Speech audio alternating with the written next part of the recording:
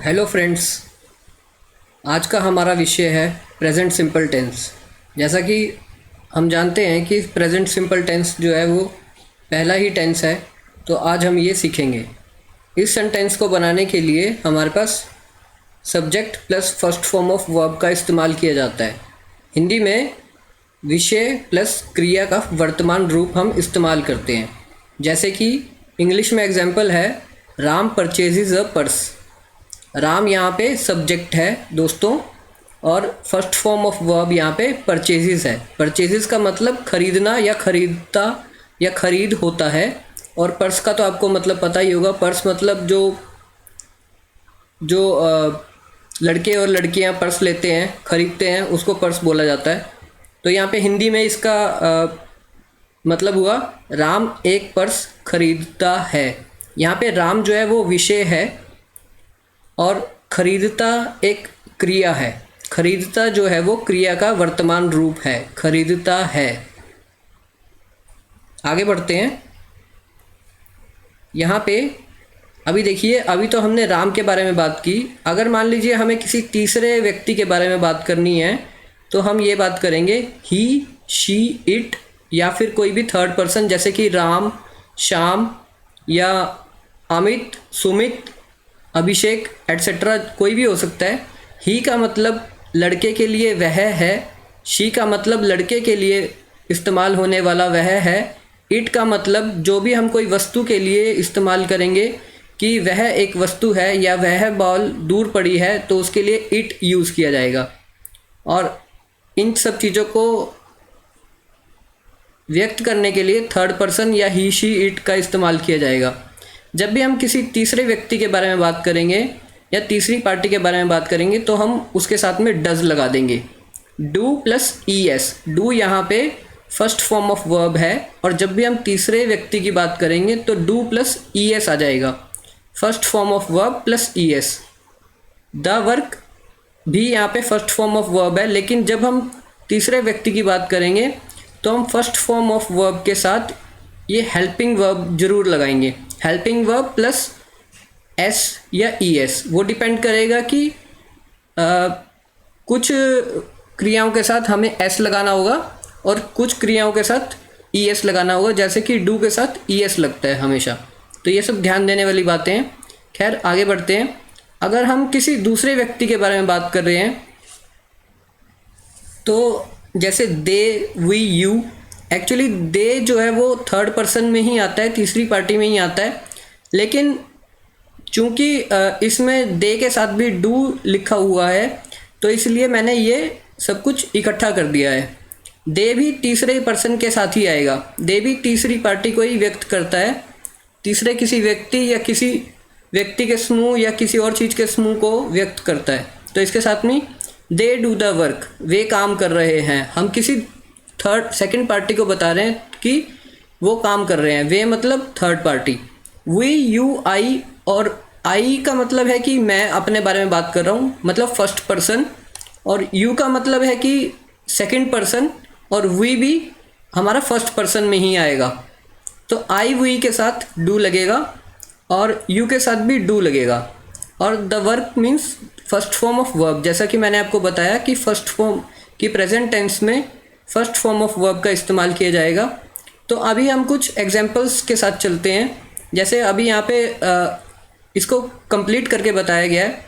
With he, she, it और third person we use the first form of verb plus s और e S. जैसा कि मैंने आपको ऊपर बताया कि किसी किसी वर्ब के साथ एस लगाया जाएगा और किसी किसी वर्ब के साथ ई एस लगाया जाएगा। और यू, आई, वी, दे के साथ हम सिर्फ फर्स्ट फॉर्म ऑफ वर्ब ही इस्तेमाल करेंगे। इसमें भी अलग अलग चीज़ें हैं। जैसे मान लीजिए कुछ चीज़ें होती हैं कि जिनके साथ डायरेक्टली डू लगाया जाता है। जैसे ही, जैसे कि they, we, you, I do the work, ऐसे करके लगाया जाता है। लेकिन कुछ कुछ चीज़ों में ये डू नहीं लगता है। वो डिपेंड करता है कि हमारी क्रिया या वर्ब कैसी है। जैसे आई रन, मैं भागता हूँ, आई रन। तो आई में डू नहीं लगाएंगे। आई के साथ जब रन आ जाएगा यहाँ पे तो डू नहीं लगाया जाएगा। तो ये सब आपको प्रयास से, और जब आप प्रैक्टिस करेंगे तब आपको ये सब चीज़ें क्लियर हो जाएंगी, और मैं भी आपको ये सब चीज़ें क्लियर करता जाऊंगा। लेकिन हाल फिलहाल के लिए हम लोग प्रेजेंट टेंस पे ही फोकस करें तो ज़्यादा बेहतर है। आने वाले समय में मैं आपको ये सब चीज़ें क्लियर कर दूंगा। अभी हम कुछ उदाहरण या एग्जांपल्स लेते हैं प्रेजेंट टेंस के। We go to the church every day. यहाँ पे वी जो है वो विषय है, इसके बारे में बात की जा रही है। इसको इंग्लिश में सब्जेक्ट बोलते हैं। गो यहाँ पे first form of the verb है, और आगे हम कहाँ जा रहे हैं उसके बारे में बात की जा रही है, कब जाते हैं उसके बारे में बात की जा रही है। हमारा टेंस यहाँ पे भी ख़त्म हो सकता है वी गो, तो लेकिन अगर हम उसको पूरा वाक्य बनाना चाहते हैं, डिटेल बताना चाहते हैं, तो हमने आगे कुछ चीज़ें डाल दी हैं। हम हर रविवार को चर्च जाते हैं। हम यहाँ पे विषय है, और जाते हैं यहाँ पे क्रिया का वर्तमान रूप है। देखिए फ्रेंड्स, आप हिंदी तो अच्छे से समझते ही हैं, तो हिंदी में जो भी वाक्य में ता ते ती होता है, उसमें हम लोग वो हमारे जो है वो प्रेजेंट सिंपल टेंस या प्रेजेंट इंडेफिनिट टेंस होते हैं। ये सबसे आसान हमारी जो है वो पहचान है। तो जहाँ पे भी आपको ता ते ती वाले सेंटेंस बनाने की ज़रूरत पड़ती है, मैं पढ़ता हूँ, वो खाती है, हाथी घास खाता है, हाथी सूंड से पानी पीता है, ऐसे ता ते ती वाले जो सेंटेंस हैं उनमें आपको प्रेजेंट सिंपल टेंस ही आपको ट्रांसलेट करने की ज़रूरत है। जहाँ पे भी आपको ऐसे वाक्य निर्माण करने की ज़रूरत हो इंग्लिश में, तो आप प्रेजेंट सिंपल टेंस बना दीजिए, सिंपल सी बात है। देखिए, जैसे अब इसके बारे में बात की जाए, ये हैबिट है। हम हर रविवार को चर्च जाते हैं, तो ये क्या है, हमारी आदत है। प्रेजेंट सिंपल टेंस में हम कोई भी आदत को बताते हैं, कोई भी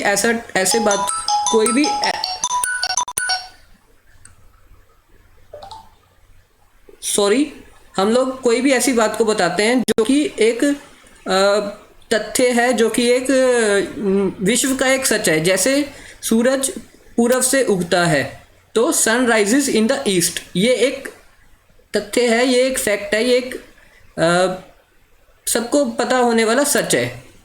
तो इन सब चीज़ों के लिए हम लोग फर्स्ट प्रेजेंट सिंपल टेंस का इस्तेमाल करते हैं। आगे बढ़ते हैं। He she is a good boy और गुड गर्ल। हम लोग किसी थर्ड पर्सन के, किसी तीसरी व्यक्ति के बारे में दूसरे व्यक्ति को बता रहे हैं, वह एक अच्छा लड़का है या लड़की है।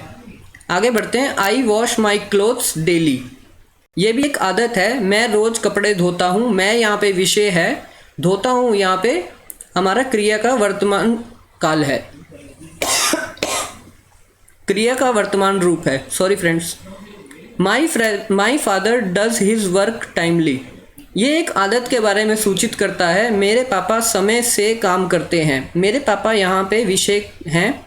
मैं किसी सेकंड पर्सन को मेरे पापा के बारे में बता रहा हूँ। मेरे पापा समय से काम करते हैं। काम करते हैं यहाँ पे क्रिया का वर्तमान रूप है, जो कि प्रेजेंट इंडेफिनिट टेंस या प्रेजेंट सिंपल टेंस में इस्तेमाल किया जाता है। Delhi is the capital of India. Delhi India की कैपिटल है। ये एक स्टेटमेंट है, और यहाँ पे इज़ जो है वो हमारी जो फर्स्ट फॉर्म ऑफ वर्ब है। Is am are helping verb होती हैं, लेकिन यहाँ पे ये कंप्लीट वर्ब का हमारा काम कर रही है, इज़ एम आर। तो इज़ जो है वो यहाँ पे हमारा जो है वो फर्स्ट फॉर्म ऑफ वर्ब का काम कर रही है। यहाँ पे दिल्ली भारत की राजधानी है। दिल्ली के बारे में बात की जा रही है यहाँ पे जो है वो क्रिया का वर्तमान रूप है। आगे बढ़ते हैं, हम कुछ और उदाहरण लेते हैं। मे आई कम इन मैडम सर। यहाँ पे हम लोग किसी से अनुमति मांग रहे हैं, तो यहाँ पे बोला जा रहा है सर मैडम क्या मैं अंदर आ जाऊँ। तो यहाँ पे जो है वो यहाँ पे मेरे बारे में बात की जा रही है, मैं अपने बारे में बात कर रहा हूँ। मैं सर या मैडम से पूछ रहा हूँ कि क्या मैं अंदर आ जाऊँ। आ जाऊँ यहाँ पे वर्तमान क्रिया का वर्तमान रूप है। अगले उदाहरण पे चलते हैं। I don't want this pencil. मुझे ये पेंसिल नहीं चाहिए। यहाँ पे भी हम किसी को बता रहे हैं कि मुझे ये पेंसिल नहीं चाहिए, मुझे इसकी ज़रूरत है या नहीं है। मुझे यहाँ पे जो है वो आई जो है यहाँ पे वो हमारा सब्जेक्ट है, और डोंट वांट जो है वो वांट जो है वो हमारा फर्स्ट फॉर्म ऑफ वर्ब है।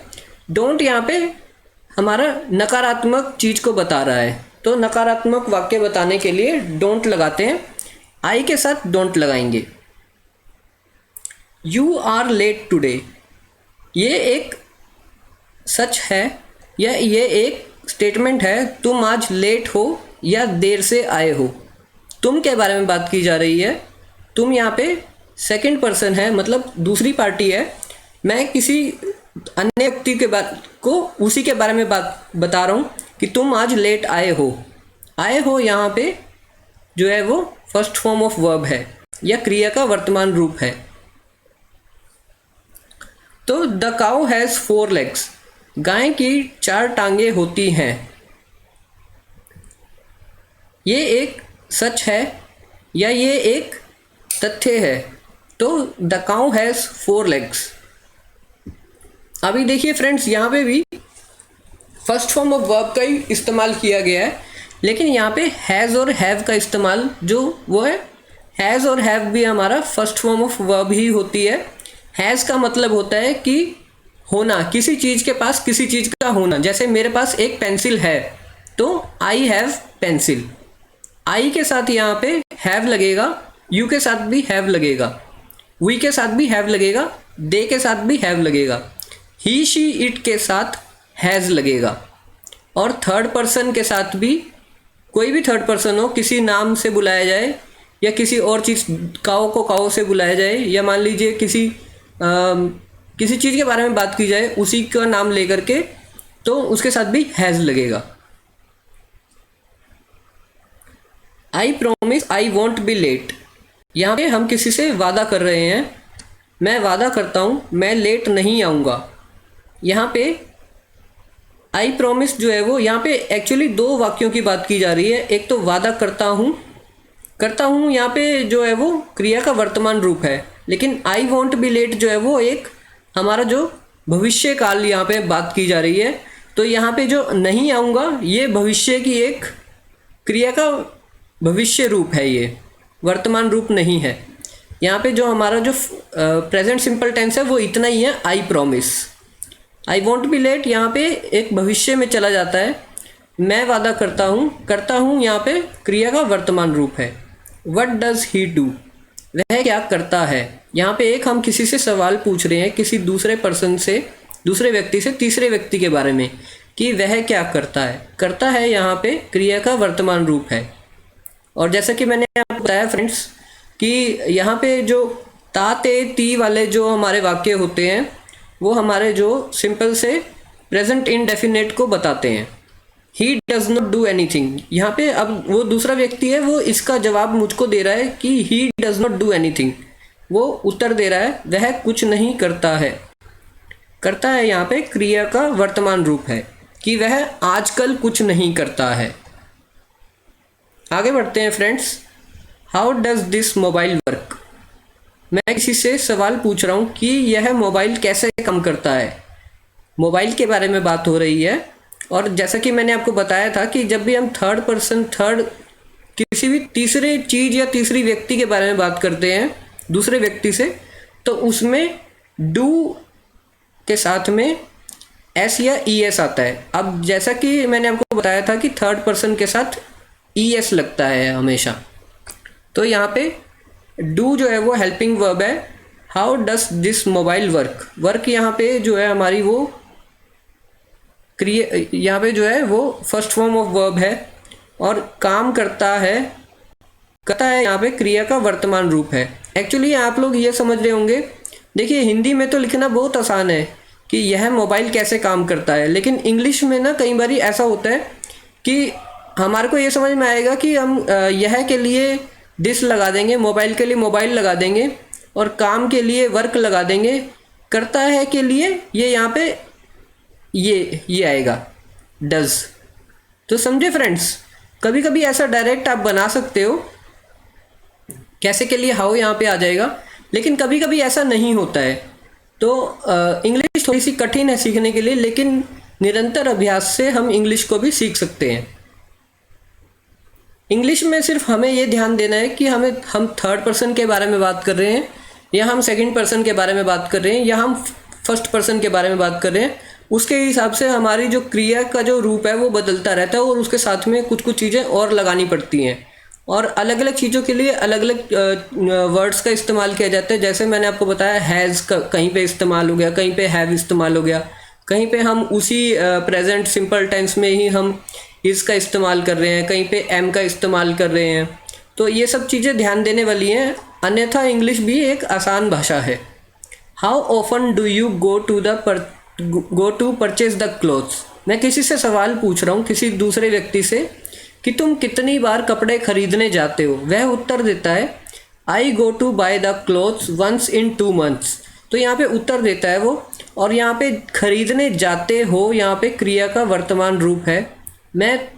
यहाँ पे तुम जो है वो विषय है, और I go to buy the clothes once in 2 months यहाँ पे वह उत्तर देता है। वो बोलता है कि मैं 2 महीने में एक बार कपड़े खरीदता हूँ यहाँ पे जो है वो उसकी आदत को दर्शाता है। जैसा कि मैंने आपको बताया कि प्रेजेंट सिंपल टेंस में आदत को बताते हैं या एक कोई भी तथ्य को बताते हैं। तो वह बोलता है कि मैं 2 महीने में एक बार कपड़े खरीदता हूँ। तो यहाँ पे खरीदता हूँ क्रिया का वर्तमान रूप है। When do you get up every morning. तो यहाँ पे मैं किसी से प्रश्न पूछ रहा हूँ कि तुम सुबह कितने बजे उठते हो। यहाँ पे जो है उसकी आदत को पूछ रहा हूँ मैं कि तुम्हारी क्या आदत है उठने के बारे में। तो उठते हो यहाँ पे वर्तमान क्रिया का वर्तमान रूप है। मैं यहाँ पे तुम से पूछ रहा हूँ, किसी सेकंड पर्सन से पूछ रहा हूँ, तो तुम यहाँ पे सेकंड पर्सन है और ये सब्जेक्ट है हमारे वाक्य का या सेंटेंस का। वो जवाब देता है I get up at 7 o'clock every morning. ये उसका उत्तर है। वह बोलता है कि मैं हर सुबह 7 बजे उठता हूँ। वो अपनी आदत को बता रहा है कि मैं 7 बजे उठने की मेरी आदत है। उठता हूँ यहाँ पे क्रिया का वर्तमान रूप है, और इसको एक प्रेजेंट सिंपल टेंस के हिसाब से उसने बड़े आसान तरीके से बता दिया है। एक और बात फ्रेंड्स, जैसे ही देखिए अभी जैसे आपको जो भी प्रश्न आपको मिलेगा, मान लीजिए आपसे कोई प्रश्न पूछा जाए when do you get up every morning, तो आप उसी ही सेंटेंस में उसी ही टेंस में बात करेंगे। जैसे उसने प्रेजेंट सिंपल टेंस में बात की, प्रेजेंट सिंपल प्रेजेंट टेंस या प्रेजेंट इनडेफिनेट टेंस में प्रश्न पूछा, तो उसका उत्तर भी सिंपल प्रेजेंट टेंस या प्रेजेंट इनडेफिनेट टेंस जो कि एक ही है उन्हीं में दिया जाएगा। उसने पूछा कि गेट अप, तो यहाँ पे आंसर में भी गेट अप ही आया, बस उसने उत्तर दे दिया। आगे चलते हैं। Delhi metro runs 24 hours a day. तो ये देखिए यहाँ पे हम एक झूठ बोल रहे हैं, किसी को ऐसे ही मजाक कर रहे हैं कि दिल्ली मेट्रो जो है वो 24 घंटे चलती है। लेकिन हम सबको पता है कि दिल्ली मेट्रो जो है वो उसके एक निर्धारित समय है चलने का। लेकिन मैं सिर्फ आपको ये एक सेंटेंस के बारे में बता रहा हूँ। देखिए अभी हम यहाँ पे मैंने आपको बताया था, ऊपर वाले इस सेंटेंस को देखिए और इस सेंटेंस को देखिए। यहाँ पे जो है वो फर्स्ट फॉर्म ऑफ वर्ब के साथ ES लगा हुआ है। अब लेकिन यहाँ पे देखिए, यहाँ पे भी कुछ काम हो रहा है, चलती है, कुछ काम हो रहा है, और यहाँ पे भी यह मोबाइल कैसे काम करता है। लेकिन यहाँ पे जो हम क्रिया का इस्तेमाल कर रहे हैं वो इंग्लिश को बताने के लिए वो वर्क है, और यहाँ पे जो है वो रन्स है। तो रन के साथ हम लोग S लगाते हैं, फर्स्ट फॉर्म ऑफ वर्ब के साथ S लगाते हैं, क्योंकि यहाँ पे थर्ड पर्सन के बारे में बात की जा रही है। मैं किसी व्यक्ति से बात कर रहा हूँ कि दिल्ली मेट्रो दिन में 24 घंटे चलती है। तो मैं किसी तीसरे व्यक्ति के बारे में, तीसरे व्यक्ति या तीसरी चीज़ के बारे में बात कर रहा हूँ, और तीसरे व्यक्ति या तीसरी चीज़ को जब हम के बारे में बात करते हैं और प्रेजेंट सिंपल टेंस में, तो हम उसमें फर्स्ट फॉर्म ऑफ वर्ब के साथ S या ES लगाते हैं। यहाँ पे हमने रन इस्तेमाल किया तो इसलिए हमने S लगा दिया, और यहाँ पे हमने डू इस्तेमाल किया था तो इसलिए हमने डू के साथ हमेशा ES लगेगा। तो मैं आपको सिंपल ये बात बता रहा हूँ कि हमें इन चीज़ों का ध्यान रखने की ज़रूरत है, और ये सब चीज़ें मैं आगे क्लियर करता चलूँगा। और आज की वीडियो यहीं पे समाप्त होती है। कृपया मेरे YouTube चैनल को लाइक करें, शेयर करें, और मेरे YouTube चैनल को सब्सक्राइब करें, और इस चैनल को चलाने के लिए मेरा सहयोग करें। और आप किसी भी समय कुछ भी प्रश्न पूछ सकते हैं, मैं हर सवाल का जवाब देने का पूरा प्रयत्न करूँगा। यही नहीं, मैं हर सवाल का जवाब दूंगा ही दूंगा, और ये एक तरीके से आपके लिए एक फ्री ट्यूशन है वैसे फ्री ट्यूशन मुझे बोलना नहीं चाहिए, लेकिन बस यही मेरा प्रयास है कि किसी तरीके से मेरा यूट्यूब चैनल चल जाए। तो मुझे आपसे यही उम्मीद है कि आप मेरे यूट्यूब चैनल को चलाने के लिए भरपूर सहयोग देंगे, और उसी के साथ ही आप ये इंग्लिश को या जो भी मैं सिखाऊंगा, आप मुझसे कोई भी सब्जेक्ट सीख सकते हैं, आप कमेंट कीजिए, मैं उस पर ही वीडियो बनाऊंगा। और बस मेरा सहयोग करें आप मेरे यूट्यूब चैनल को चलाने के लिए। तो आज की वीडियो यहीं पे ही समाप्त करते हैं। मैं रेगुलरली वीडियो डालूंगा अब से। तो आज की वीडियो यहीं समाप्त करते हैं। Thank you friends, thank you.